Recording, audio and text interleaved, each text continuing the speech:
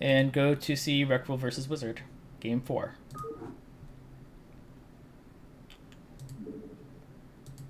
So up here at the top, as the green-teal Protoss is PoC-Squared, otherwise known as Wizard, and as the purple Zerg is Rekrul,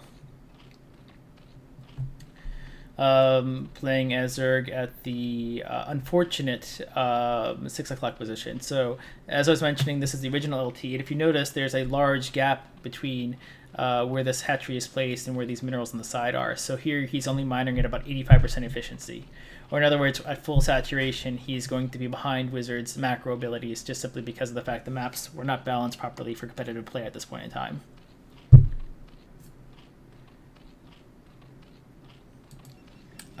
So for those who don't know about Rekrul, I'll bring up his information. He ended up placing 4th place in the 2002 CompUSA Gamefixx Million Man LAN event that happened later on in Louisville, Kentucky. So this would have happened about a month after this tournament ended, in May 25th. He also took 1st place in WCG USA 2003. And of all the games that I have, he has an average APM of 123. If you don't know what he looks like, I do have one image of him. Right there it is. So that's Rekrul for you. So not much else I could find from that time period. Looks like Wizard is going for about an 11 gate. Rekrul, meanwhile, is likely going for an early expansion based upon the mineral count he has. Very popular, but still a bit risky at this time, as a 9 gate, 10 gate again was very problematic for Zergs to deal with at this point in time. It's even more problematic because of the fact that he's going to be mining at less efficiency as well. For those who don't know about my younger brother, again, I'll bring up his information one more time as this game progresses. He has gotten a simulator up here, and it's other ways progressing on his build as they do their scouts to try to find out where each other are. Rekrul still hasn't been able to scout his base at this point in time. But Wizard, again, was 2nd place later on this year at WCUSA 2002, and would finish 5th in this tournament.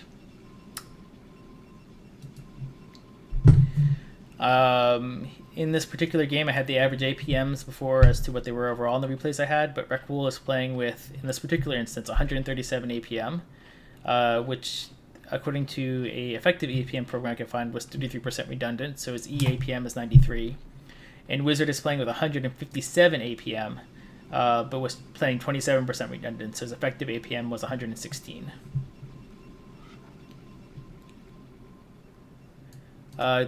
The drone was able to get beyond this one Zealot to be able to scout the base right here, so Rekrul is getting very good information about what's going on. I assume the Wizard's about to put up a cybernetics core right there. No attempt at blocking with the zone. And Rekrul is just now getting his Zerg extractor going.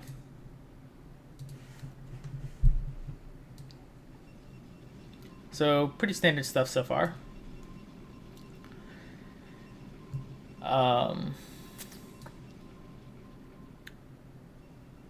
Yep. So again, Rekrul being a random player, always a bit frustrating in terms of trying to figure out what opening you should do. So that's also another reason why he could do this early expansion. So even though it was popular for Protoss to do a rush oftentimes to try to prevent the Zerg from being too greedy and try to do those 9 gate, 10 gates of very aggressive Zealot heavy opening builds, since Rekrul's random, there's no way a player could actually know that they should be doing that kind of early pressure, because he could easily have been Terran or Protoss, and trying to do a Zealot heavy opening would be kind of suicide.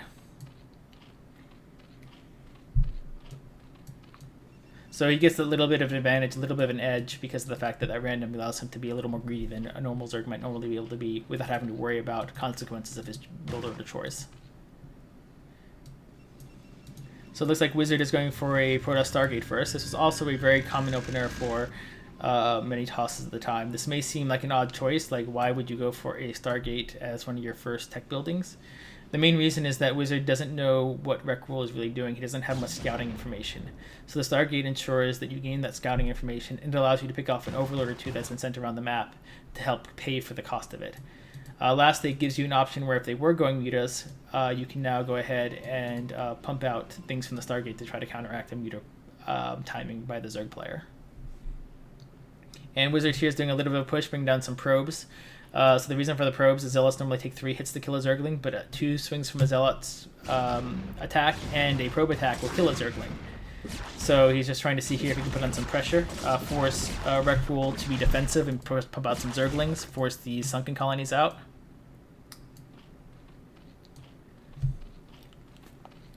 And it looks like this layer is now evolving some Carapace, and yeah, so Rekrul successfully holds it back, but was forced to produce a bunch of Zerglings and again some defenses.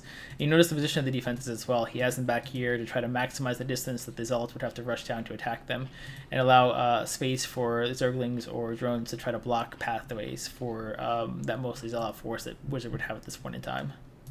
So here comes out that Corsair I mentioned earlier. So he's going to be following this up the robotics facility. This Corsair used to gain scouting information, pick up some overlords, and just figure out generally what's going on inside the Zerg base.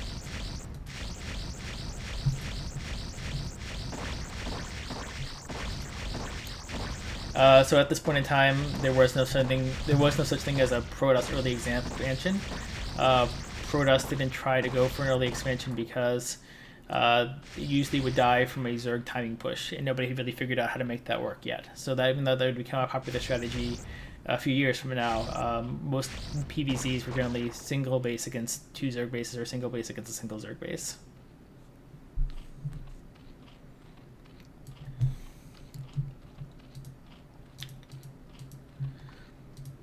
So it looks like we have 34 food from Rekrul as he goes ahead and adds in another hatchery, getting that lurker tech. Wizard, meanwhile, has completed his robotics facility and going for that robotics support bay.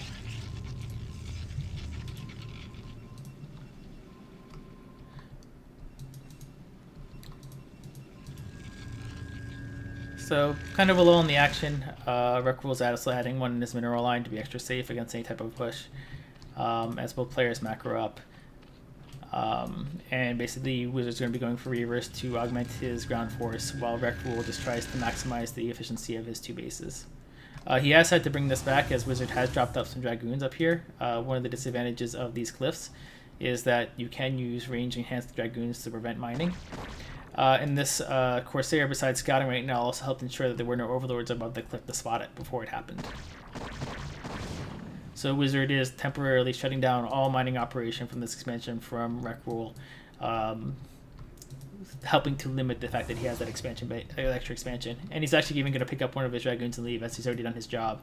He knows Rekrul isn't going to try to mine here until Rekrul has a counter for this. Meanwhile, at his base, he's going to move out, likely going to try to take an expansion himself soon, I assume, or maybe not.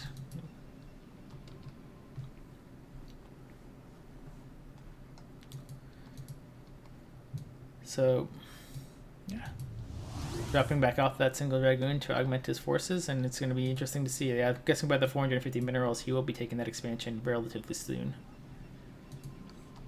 Still no mining that Rekrul is able to do. I don't see any activity. I think he's just trying to get... Not sure if that's Overlord speed or not.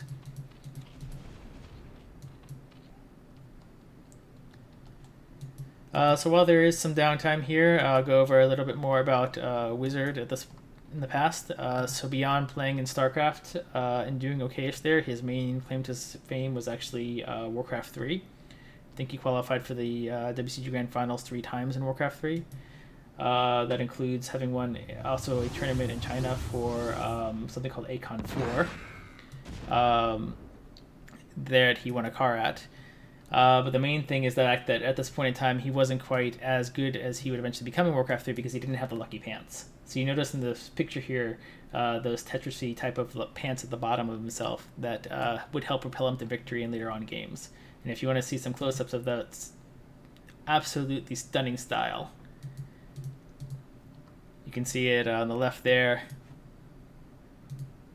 or at the bottom there. Absolutely the pinnacle of what everybody should aspire to and what they dress like every morning.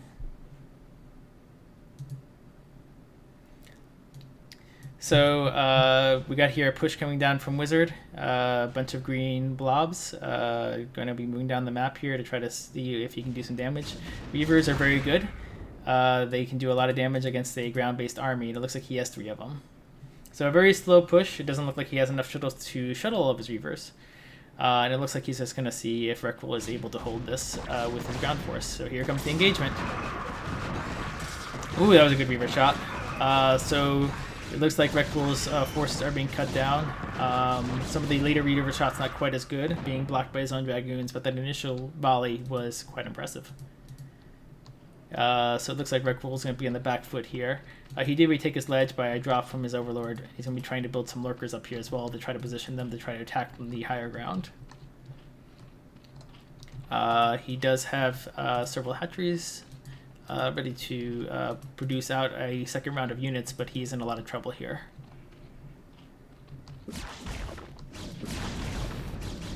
So we have the push from Wizard. His Reavers are not exactly helping as much as normal. They're just kind of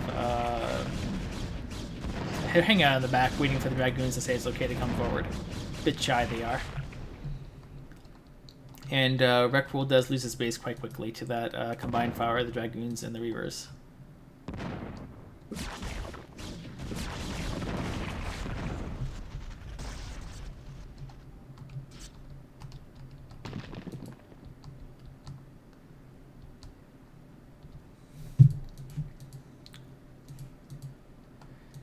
So Rekrul is going to surprise, maybe up here. Oh, there it goes. The Reavers can't attack up high. No way to attack the high ground from that position. So Wizard's going to just dodge forward. This one's Scarab kind of freaks out and decides that it doesn't want to go up the ramp. Lurker does not successfully burrow. So it looks like, ooh, we missed some action up here. A bit slow about that. Sorry about that. It looks like Rekrul dropped a single lurker to spur into mining while Wizard has been doing his attacks. Therefore, evening up, even though Rekrul lost his base, Wizard has lost his main base. Wizard pushing forward up the ramp once again, trying to see if he can break through. Will it happen? Looks like he has just enough to take this out. And Rekrul has dropped off a drone to try to expand at the 9 o'clock position. No gas at his expansion, so all he has is some drones mining minerals. Rekrul still trying to clean this up with his reinforcements, and looks like he does eventually get it as there were no reinforcements from Wizards rolling in there. And if we look at the food counts, we have 40 for Rekrul compared to 31 for Wizard. So Rekrul pulling out ahead in terms of the army count, despite the fact that he just lost his natural. But he is getting another base, and he's going to also try to take the island as well to try to get himself back in this, now that he has successfully repelled all of Wizard's aggression.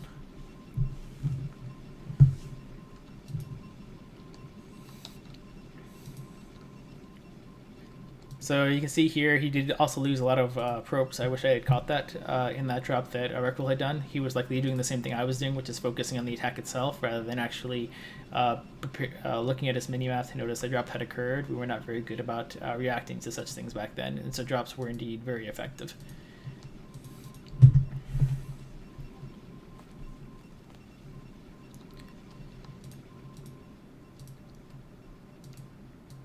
So kind of a lull again. Rekrul just pushing out with some Hydras, trying to make sure that he regains the map control.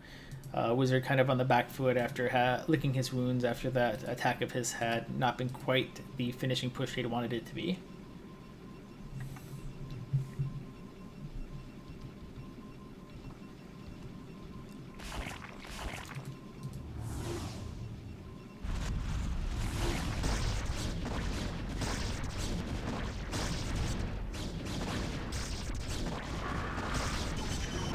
So this is going to be cleaned off. Looks pretty certain of that.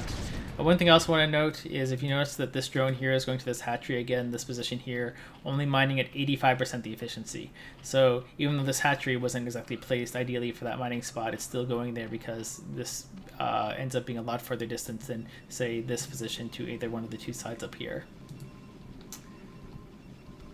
So imbalanced maps, these were just made by Blizzard, so there just wasn't the balancing level that existed later on when map makers fixed a lot of the problems that Blizzard had in the initial set of ladder maps they created.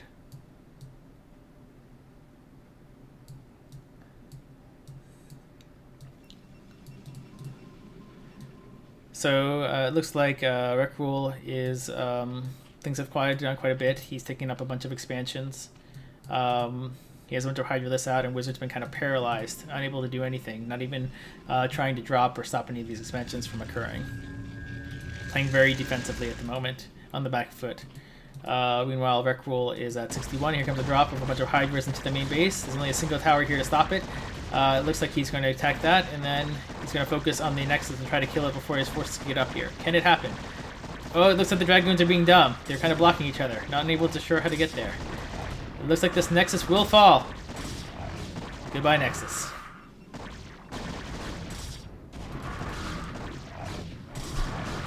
So Wizard will clean this up, but now he's only on a single Nexus compared to Rekrul's. What is this? The 4 total bases, if you include his main. And it looks like there's not going to be much more to this, as I think Wizard has been put really firmly on the back foot, so he better make something happen now if something is going to happen. And it looks like he does have a Reaver, and a Protoss with a Reaver is always a deadly force. Moving forward with his army, it is 72 to 75, so we're about equal in army count. There's still could be hope if he does a single Doom push here that ends up taking out Rekrul's main bases. And the army moves forward. Rekrul has a good defensive conclave, ready to meet the imposing force. And here it goes. In terms of upgrades, by the way, it does look like Wizard 0-0 still, Rekrul is 0-0, so about equal in terms of that. And Rekrul is taking this out quite cleanly. Look at that conclave. He has the most surface area compared to Wizard's attack approach. Forces are being chased back around. And it looks like that has been successfully repelled. So Rekrul now indeed has the advantage, is now going to push forward. He smells blood in the water. Realizes that Wizard is on the back foot here, going to see if he can close this out. And it looks like these Hydras are going to do the job. All we see here are masses of blue blood. And that's it for Rekrul versus Wizard on Lost Temple at the time.